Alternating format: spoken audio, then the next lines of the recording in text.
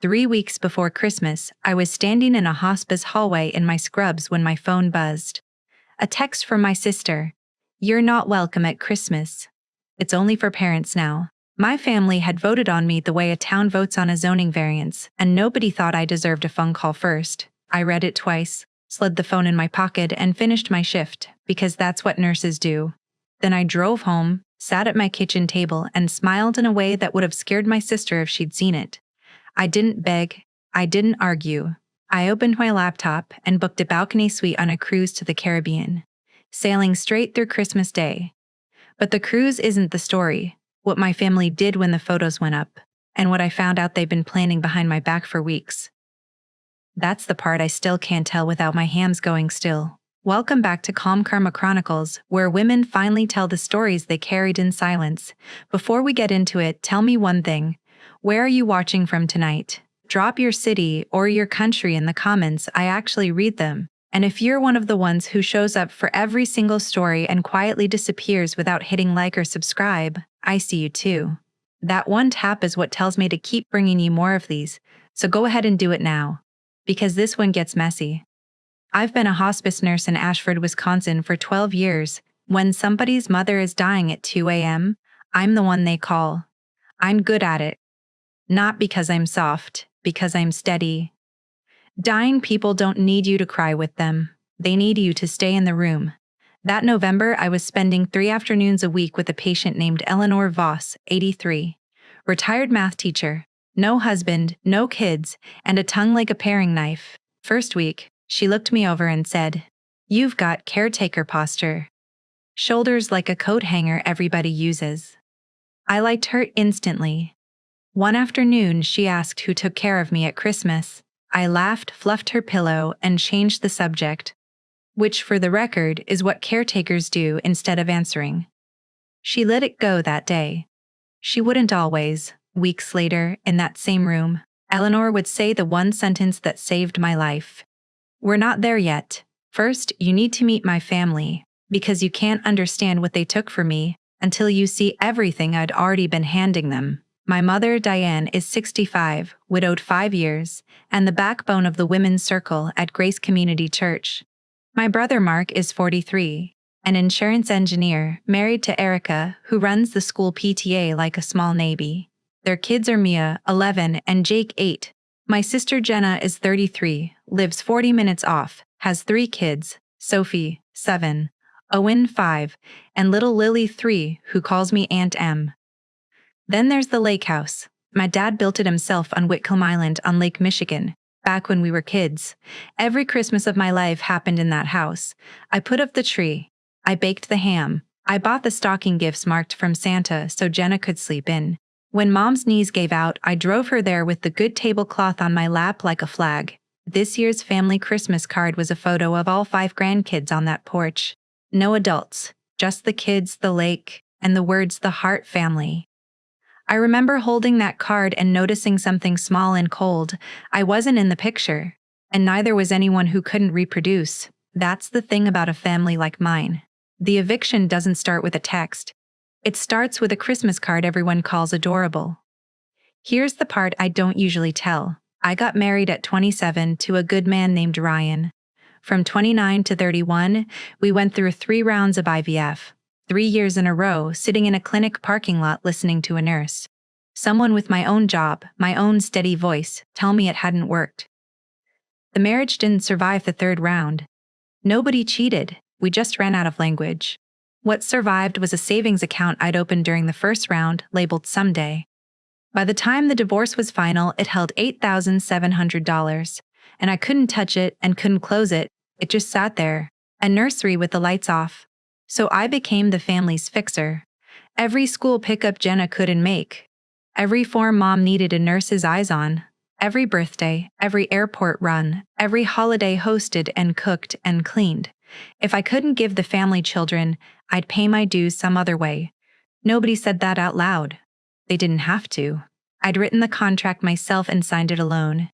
But there was one more payment, bigger than all the rest, that nobody in that group chat knew about. We'll get there. December 5th, a Thursday, 5:15 in the afternoon. I was charting outside a patient's room when the group chat lit up. Heart Christmas, little tree emoji. Jenna runs it the way Erica runs the PTA. Her message was long but clearly drafted, which somehow made it worse. The lake house felt chaotic last year. The kids' magic had to come first. So this year, Christmas is just for the parents and kids. Then, in its own bubble, it's only for parents now. She added a heart. You understand, right? You're the cool aunt. We'll do lunch in January. 32 Christmases in that house, and I'd just been rescheduled like a dental cleaning. I watched the reactions roll in. Mark, a thumbs up. Erica, a Santa gif. My mother, whose porch lights I hang every November, whose medication list lives in my purse, said nothing. Silence in my family is a vote. I typed 4 drafts and sent none of them. Went back in to check a patient's morphine pump. I'd love to tell you I went scorched earth that night. I didn't. I negotiated. I offered to cook the whole dinner and leave before it was served. I offered a motel just to slip in Christmas morning and watch the kids open the stockings I fill. I heard myself getting smaller with every offer, like a price tag crossed out over and over. Jenna was sweet the entire time, which is how she wins. It's not personal, she said, in the voice she uses on Lily when Lily wants a snack before dinner. It confuses the kids' magic, having extra adults hovering. Extra adults. 36 years old, and I'd just been reclassified as surplus furniture. Then because Jenna always says one sentence too many. Honestly, we all talked about it and everyone agreed it's healthier. Everyone agreed. When did everyone agree, Jenna? A pause. The exact pause a nurse hears when someone's about to lie about how a fall happened. It came up organically, she said. In my family, nothing has ever come up organically except cancer. Saturday, I drove to my mother's with a casserole, because in the Midwest you can't confront anyone without a covered dish. Mom was addressing Christmas cards, this year's the grandkids again, on the same porch. Don't make waves, honey, she said before I'd taken my coat off. Jenna's under so much pressure, it's one Christmas. One Christmas. That's what people say when it isn't theirs. I asked if she'd been in the room when this role got invented. She straightened the envelopes. It's what's best for the children. Which is the church version of pleading the fifth. Watching her line up those cards, I understood. My exile wasn't about hovering aunts. It was the seating chart at her church, where a woman's worth gets counted in grandchildren the way a farmer counts acres. A divorced daughter with no stroller doesn't fit on a card. On my way out, my eye caught a bank statement on the counter. A line item I knew better than my own pulse, because it was mine. I looked away fast, out of habit. 5 years of habit. That's the part of this story I'd been keeping even from myself. 5 years ago, my dad died of a heart attack at 61, in the garage, radio on. After the funeral, my mother sat me down and showed me a folder. Dad had taken a home equity loan against the lake house, a bad roof, a worse furnace, some quiet help he'd given a cousin. With his pension gone, she couldn't cover the payment, the taxes, the insurance. The house, the porch, the lake, every Christmas we'd ever had, was maybe 14 months from being sold out from under us. She asked me for 2 things, help and secrecy. If your brother and sister find out the house isn't free and clear, it changes how they see your father. I was 31, still in the middle of the shots in the waiting rooms, with no children to save for, and a hole in my chest exactly the size of being needed. I said yes. I made her sign a little paper. Nurse habit, everything charted. Then I set up the auto pay. $550 a month, the first of every month, for 5 years and counting. More than $33,000 out of a nurse's salary, in perfect secret. While Mark believed the house was paid off, and Jenna planned menus for it. So when my sister said Christmas was only for parents now, here's the arithmetic nobody else in that chat could do. I was banned from the one house in the family that had my name on the bills. The room where this got decided found me by accident. 8 days after the text, my niece Mia called to show me her science fair volcano. Mid-eruption, casual as weather. Mom said you're not coming since Halloween. Did you really tell Grandma Christmas is dumb now? Since Halloween? Yeah, they have a whole planning chat called Christmas Planning. You're not in it, I think. I was not in it. It was December 13th. Halloween was 6 weeks back. which meant all through November while I hung Mom's porch lights, drove her to her cardiology checkup, picked up Sophie and Owen on Jenna's long Tuesdays. There'd been a second room, with all of them in it, deciding I was clutter, and my mother was in that chat. 6 weeks. She'd known for 6 weeks and let me climb her ladder and check her heart and say nothing.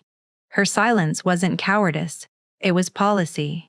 You can survive being wounded by your family. What buckles your knees is learning the wound was scheduled, discussed on a calendar while you were out buying their stocking gifts. That night, I told no one. Went in to work early. Eleanor took one look and put down her crossword. Sit, she said. You're leaking.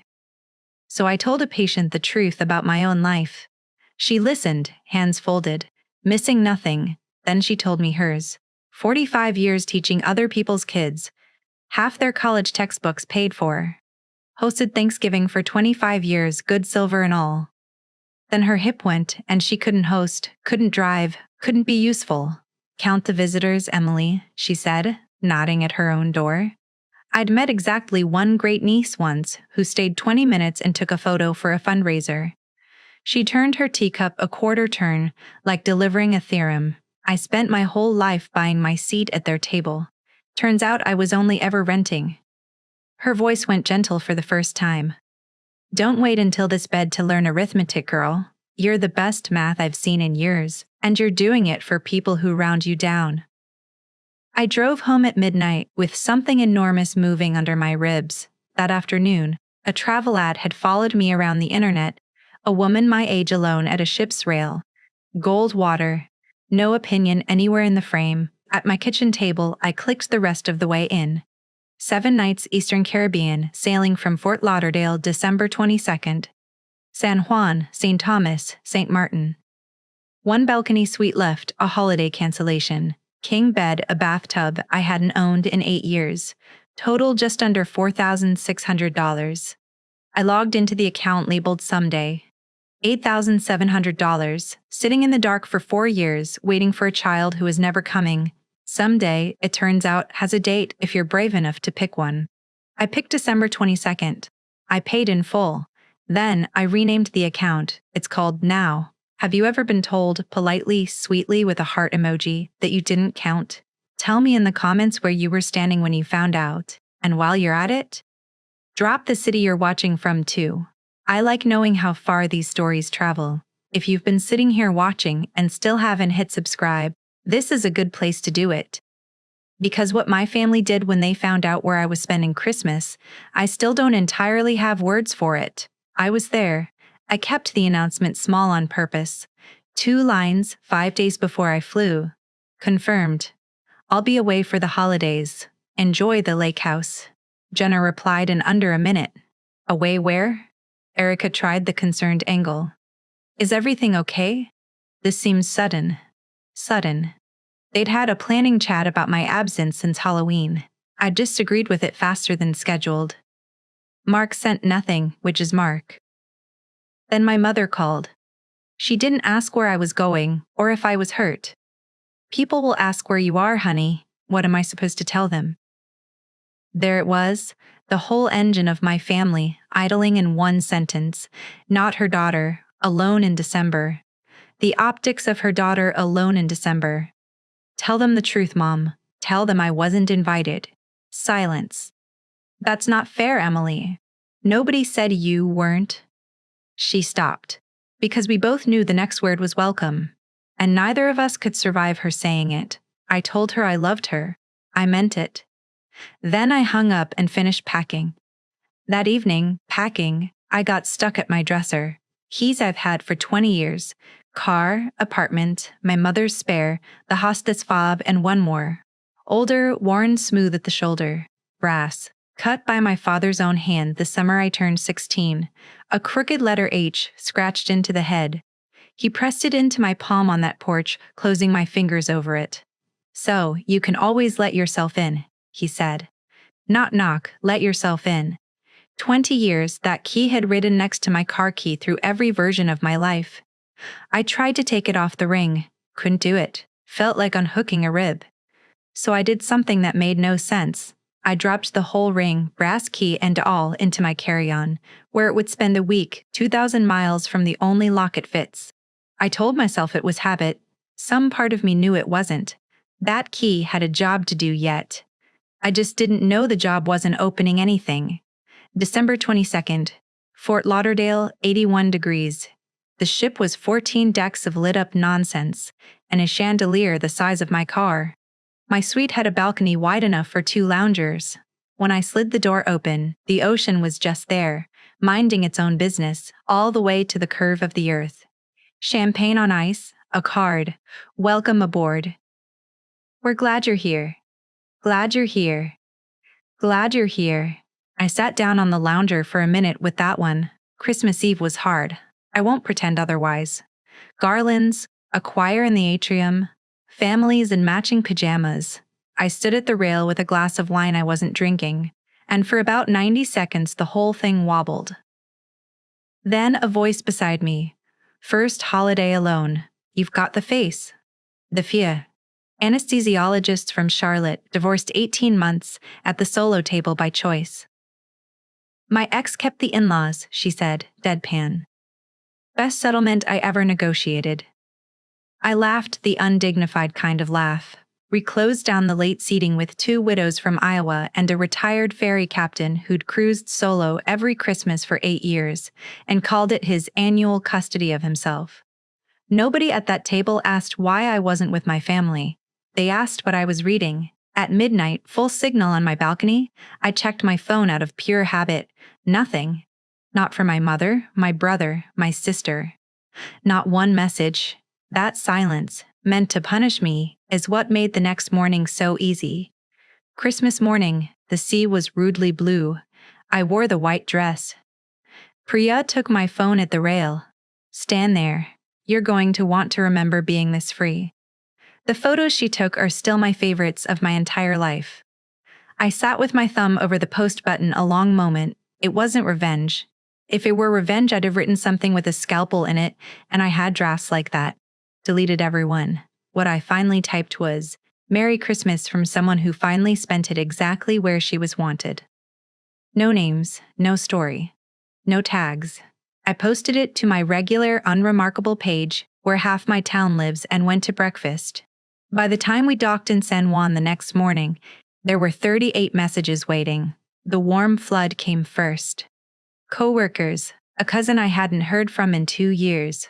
Church women I barely knew writing things like, I'm 62 and I've never once done this. Then my family, and the temperature dropped message by message. Jenna, wow, real classy on Christmas. Then, 20 minutes later, you couldn't give us one holiday without making it about you. I'd been formally removed from the holiday, and my absence was still somehow about me being present. Erica, in full PTA chairwoman mode. I hope you're proud. Your mother sat through the Christmas Eve service getting asked where her daughter is. You've embarrassed her in front of the whole congregation. Not your mother misses you. The optics. Always the optics. Not one message. Not for my sister, my brother, my mother. Asked me a single question about myself. They only asked what I do next, which made 2 of us wondering. Mark called that evening, pre-oiled and reasonable. Nobody's mad. But you've made your point. Take the posts down, put up an apology. Everyone moves on. You're making mom look bad. I gave that the silence it earned. Walk me through it. It's a photo of me drinking coffee, smiling. No caption about anyone. Which part is the attack? He exhaled. You know exactly what you're doing. Then, quieter, more honest, Jenna's getting questions. Mom's getting questions. It's becoming a thing. 6 weeks of secret planning, a family vote, my 32 Christmases. None of that had been a thing. My sunburn was. The message that broke me came at 6 a.m. The next morning, docked at St. Thomas from my coworker Renee. I knew before I opened it.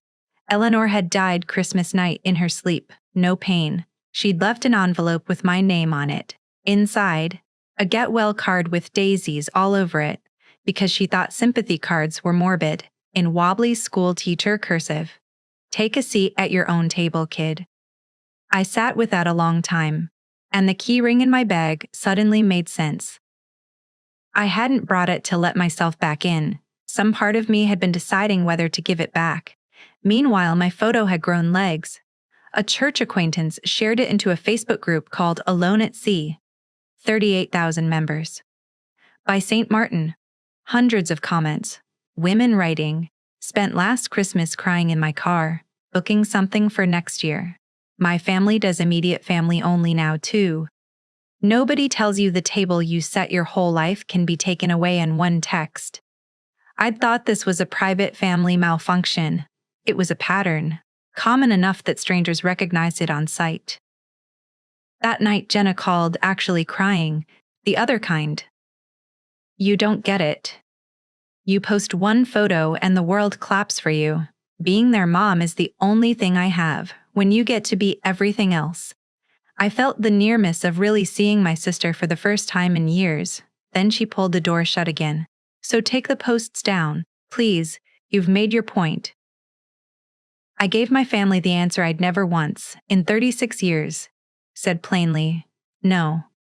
The no went through my family like a stone through a greenhouse. Within hours I'd been added to a new thread. No emoji this time, called Family Matters. Long formatted committee fingerprints all over it. Delete the posts. Apologize to Jenna. Apologize to Mom in person before the congregation heard any more. And if I declined, the family will have to reconsider your involvement in family matters going forward, including Mom's affairs. Mom's affairs. Translation. The medication list in my purse.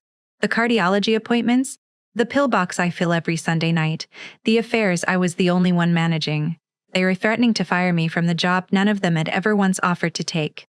They thought my usefulness was their leverage.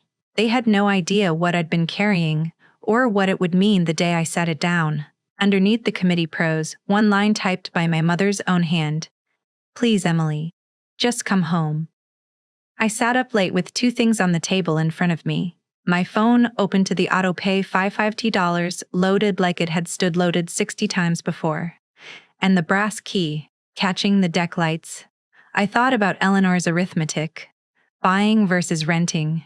The chair that vanishes the day you can't pay. At 6 a.m. the phone rang. Mark. Not about the photos this time. Mom fell. Delivered like a warrant. Being a nurse is armor they'd forgotten I owned. I didn't panic. I triaged. Conscious? Headstrike? Who's with her? He faltered. Drama doesn't like intake questions. Left wrist, swollen. X-ray clean. Bad sprain. Splint. Ibuprofen. Home by midnight. A neighbor named Barb had driven her in. I called Mom directly, confirmed it myself, set up a meal train, a follow-up, and my own call every morning at 8. Real care. The kind I'm licensed in. Then Mark's next message landed, and I understood the fall had already been converted into currency. Fly home today. Delete everything. Apologize. Mom says you're welcome at New Year's. All forgotten. Welcome. There was that word again, with a price tag on it. It always had one. I looked up flights. I sat with it for 40 minutes, genuinely running it. The apology rehearsed on the layover. New Year's at the lake house. Everything forgotten. 36 years of reflex doesn't unlearn itself on a Tuesday. Then I reread the offer the way I finally understood it. Not we're sorry.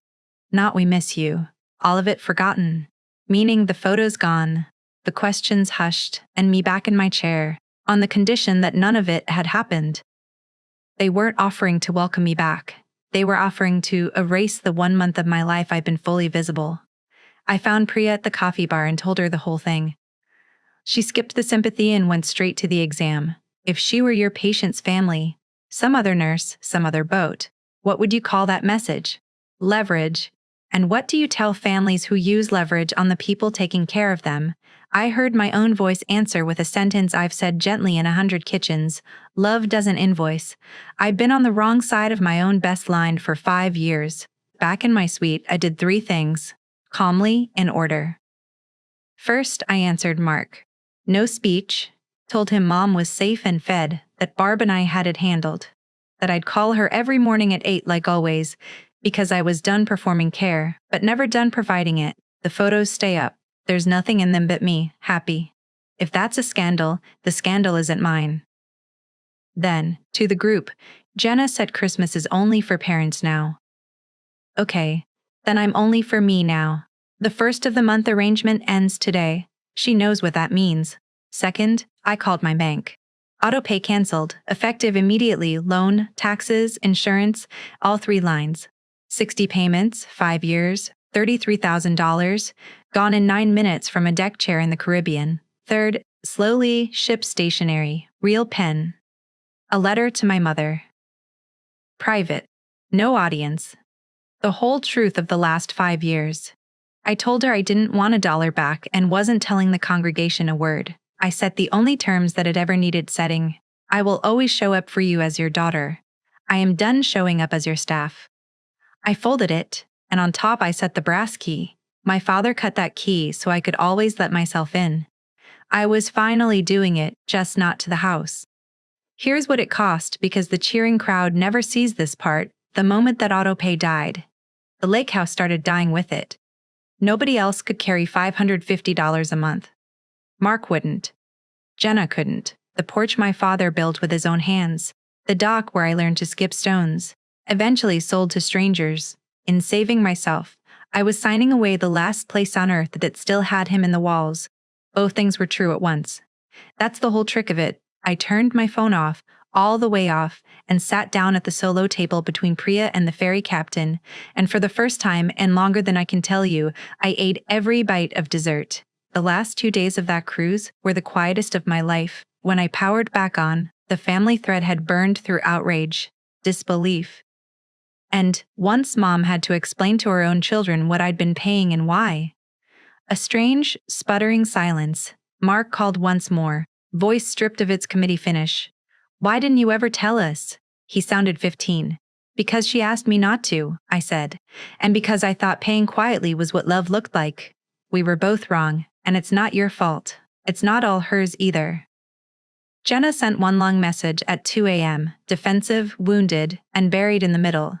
I didn't know about the money. I swear I believed her. I wrote back once, kept it short. The truth was theirs to carry now. My door was open to anyone who came through it as family, and closed to anyone who arrived holding an invoice. December 27th, the ship slid into Fort Lauderdale at dawn. I mailed my mother the letter with the brass key inside. The clerk asked if the contents were fragile. Very, I said. It'll travel fine. The honest ledger of that winter. The lake house went up for sale in March. Mark ran the numbers and passed. Jenna cried and couldn't. I was done, stayed done, and grieved it anyway. You can be certain and sad at the same time. Nobody tells you that. An aunt stopped speaking to me, announcing I'd put money over blood, from the one relative who'd never once driven Mom to an appointment, that had a certain shine to it. 2 cousins sent private messages that said, in different words, you did what the rest of us only talk about. The church whispered for a season, then moved on, the way congregations always do. Jenna never apologized. What she did instead, her dialect of a truce, was start sending me photos of the kids again. Lily in her snow boots on the wrong feet. Owen's lost tooth. I answered everyone warmly and said nothing else. That's where my sister and I live now. A small country but a real one, with a border we both respect. A Sunday in late February, someone knocked on my apartment door. My mother, holding an old powder blue cookie tin. She'd never once been inside my apartment in 4 years. She looked small and brave and terrified, and she didn't apologize because women of her generation weren't issued the words. What she said was, your father gave you that key so you could always let yourself in. She turned the tin over in her hands. I've been keeping it in my coat pocket to remind me it was never the house that needed to stay open. It was me. I forgot the house was never the point. Then she asked, like a guest, if she could stay for supper.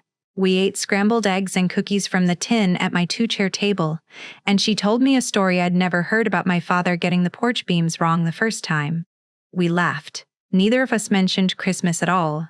This Christmas, 1 year almost to the day after a text message reclassified me as furniture, my apartment held more people than chairs. Coworkers between shifts. A neighbor with a ham that outclassed mine and knew it. 2 women from Alone at Sea, friends now in real life. A card from the ferry captain. somewhere off Cozumel. And one chair set on purpose, full place setting, no name on it. House rule, for whoever needs it next year, because somebody always does. At 6 o'clock the doorbell rang. My mother, blue tin in hand, little Lily on her hip, Jenna waving from the car outside, a sentence I've decided to keep. Mom looked down my crowded mismatched table and asked where I wanted her. Anywhere, I said. At my table, there is no only. If you're here, you're family. We lit the candles. Someone's pager went off and we all laughed. And in March, I'm sailing again. 5 nights Western route booked from the account called Now. Not to prove anything. Proof was last year. This one's just because the ocean and I have a standing appointment. If you take one thing from this, a seat you have to keep paying for was never yours. The only table that's really yours is the one where love doesn't come with an invoice. That's my story. 1 text before Christmas. 1 cabin with an ocean view. 1 brass key I finally gave back. If someone's ever made you pay rent for a place in their own heart, maybe it's time to read your lease. Share this with someone who needs it tonight. Before you go, tell me 2 things in the comments. Where are you watching from and what does your table look like? And if you've made it this far and you still haven't hit like or subscribed, that's on you now, not me. That's what brings the next story to your feed. So go ahead and do it. I'm Calm Karma Chronicles, and I'll see you in the next one.